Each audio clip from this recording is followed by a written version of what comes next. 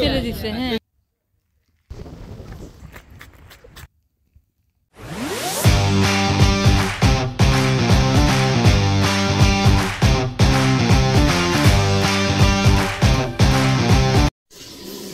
আজকে আমরা সকাল সকাল সবাই বের হচ্ছি, এখন 7:30 বাজে। তো আমাদের হচ্ছে যে ট্যুর গাইডের সাথে আমরা যাচ্ছি তাদের হচ্ছে 9টার সময়, আমাদের 8:30টার মধ্যে ওখানে থাকতে হবে। তো এখন সব মিলে বের হচ্ছি। সো আজকে আমরা সব নর্দার্ন আইল্যান্ডের যে মানে মেন অ্যাট্রাকশনগুলো আছে সেগুলো দেখব, এবং ওখানে আমাদের বলা আছে যে কোনো ফুড আমরা হয়তো ওখানে পাবো না, রিমোট প্লেসগুলো। তো ফুড এই জন্য আমাদের নিয়ে যেতে হবে। আমরা সব ফুড রেডি করছি সারাদিনের জন্য, তো সেই ফুডগুলো আমাদের নিয়ে যেতে হবে। আপনারা চলেন আমাদের সাথে নর্দার্ন আইল্যান্ডের মেন অ্যাট্রাকশনগুলো দেখার জন্য। এই রোডটা যদি সারাদিন আজকে থাকতো। এগুলো হচ্ছে সিটি মানে বাস, হপন বাস যেগুলা বলে আর কি। এটা আমার ট্যুর গাইডকে পেয়ে গেছি, এখন যাচ্ছি আমরা অনেক টুরিস্ট একসাথে। এই পানি দেখো, দল বেঁধে আমরা হচ্ছে কোচের উদ্দেশ্যে যাচ্ছি। আর একটা বড় কোচে করে হয়তো আমাদের নিয়ে যাবে, কারণ অনেক টুরিস্ট দেখা যাচ্ছে। তো এখানে বাস ওয়েট করতেছে আমাদের জন্য, কোচ। ইজাজ কি সুন্দর, আবার একটা সিটও দিয়ে দিছে, এটা খুব ভালো হয়েছে ইজাজ। আমাদের প্রথমে হচ্ছে এখানে নামিয়েছে একটা ক্যাসেলে, যে ক্যাসেলটা 3টা পোর্শনই হচ্ছে পানি দিয়ে আর কি ঘেরা।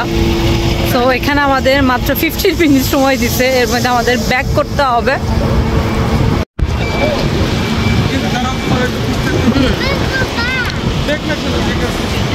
King William 3। তো ক্যাসেলের ভেতরে যতটুকু যাওয়া যায় 15 মিনিটে। একটু ভিতরে যাই দেখি।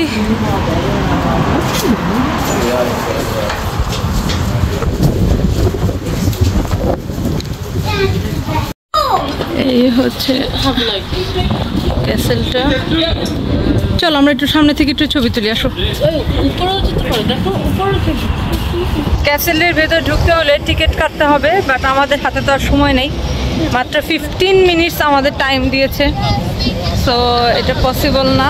কোনো মালামাল তুলতো এই জায়গাটাতে, টানেল। হ্যাঁ ওই উপরে তুলতো, মালামাল তুলতো। জায়গাটা সুন্দর আছে, কিন্তু আমরা তো শান্তি মতো ঘুরতে পারলাম না। এখন আমাদের দৌড়াইতে হবে।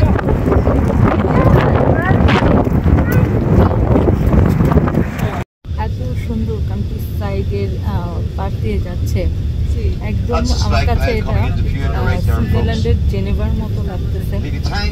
এত বড় বড় পাহাড়, পাশে পানি। এখন আমরা যে পথে যাচ্ছি এটা পুরোটাই হচ্ছে কোস্টাল ওয়ে, একদম সমুদ্রের ঘেঁষ ধরে এই পথটা, এবং অনেকটুকু আর কি জার্নি, ফুল জার্নিটা এখানে কোস্টাল ওয়েতে ছিল। বেশ লং ছিল এটা, এবং আমাদেরকে এখন নিয়ে যাওয়া হচ্ছে গেম অফ থ্রোনের আরেকটা শুটিং প্লেসে, যেটা এই কোস্টাল ওয়ে ঘেঁষে আর কি আছে। তো আমাদেরকে সেই জায়গাটা আর কি নিয়ে যাচ্ছে। তো এই কোস্টাল ওয়েটা অসাধারণ লেগেছে সত্যি এই ফুল জার্নির মধ্যে। এটা হচ্ছে আমাদের সেকেন্ড স্টপেজ। এই জায়গাটা হচ্ছে গেম অফ থ্রোনের শুটিং হয়েছে। এই জায়গাটাতে হচ্ছে গেম অফ থ্রোনের শুটিং হয়েছে আর কি, এখানে ঠিক এই জায়গাটাতেই।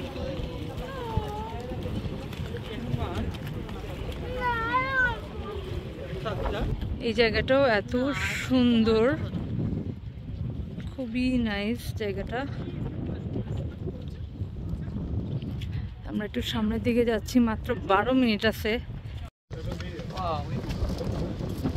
এখান থেকে তো ভিউটা সেই।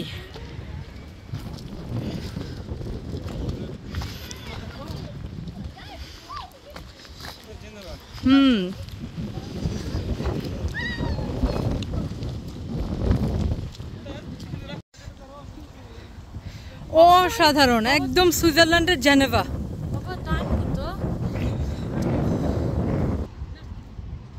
আমরা এখন ব্যাক করতেছি। হ্যাঁ,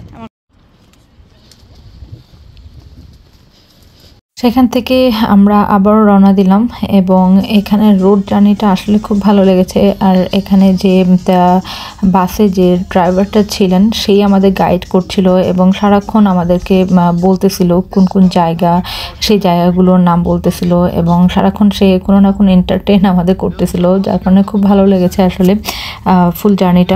আমরা থার্ড স্টপেজে নামলাম। এটা একটা ভিউ পয়েন্ট। থেকে ভিউ পয়েন্ট আমরা দেখে আমাদেরকে আবার ব্যাক করতে হবে। এটা বেসিক্যালি হচ্ছে একটা ভিউ পয়েন্ট। তো এখান থেকে আমাদেরকে মানে ফুল ভিউটা আর কি দেখতে হচ্ছিল। আর নিচে যে পাহাড়ের মতো দেখা যাচ্ছে সেখানে কিন্তু একটা রোপ রয়েছে যেটা খুবই পপুলার এবং তার জন্য আলাদা করে একটা ট্যুর করতে হয়। আমরা ভেবেছিলাম আমাদের নিয়ে যাবে, বাট পরে দেখলাম যে না, এটার ট্যুরটা আলাদাভাবে করতে হয়। এখানে জাস্ট আমাদের ফুল ভিউটা দেখার জন্য আমাদের এখানে মাত্র 15 মিনিটসের মতো সময় দিয়েছিল। তো ওখান থেকে আমরা আবারও ব্যাক করতেছিলাম এবং রোডটা তো অসাধারণ ছিল। আমার রিয়েলি রোড জার্নিটা খুবই ভালো লেগেছে। এর আগের কোস্টাল রোডটাও এবং এই রোডটাও খুব ভালো লেগেছে। এসে পৌঁছালাম। হ্যাঁ, চলো পিকনিক টেবিলে যাই। চলো মেন অ্যাট্রাকশনে, সেটা হলো ডার্ক হেজ। তো এখানে এখানে হোটেল আছে, এখানে খাওয়ার রেস্টুরেন্ট আছে। যারা খাবার নিয়ে আসে নাই তারা ওখানে খাবে, আর আমরা হচ্ছে খাবো। একটা পিকনিক টেবিল আছে, ওখানে বসে আমরা খাবো।